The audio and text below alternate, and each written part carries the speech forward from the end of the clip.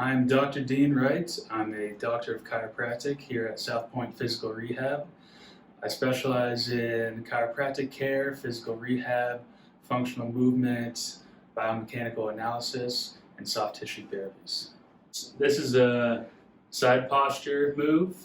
We're targeting the lumbar spine and the pelvis. So typically we'll get you on your side and we're going to stretch out your hips first. Makes things a little bit easier and gets everything loosened up.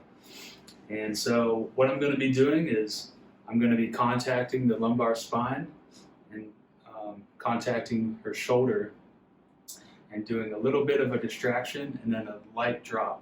And we're just trying to get these lumbar facet joints to open up just a little bit right in here. So they're just going to gap. We call this joint gapping, and that's what makes a cavitation or a popping sound. Really helps a lot with decrease in joint pressure and relaxes all of the surrounding soft tissues. So I'm going to do cross arms.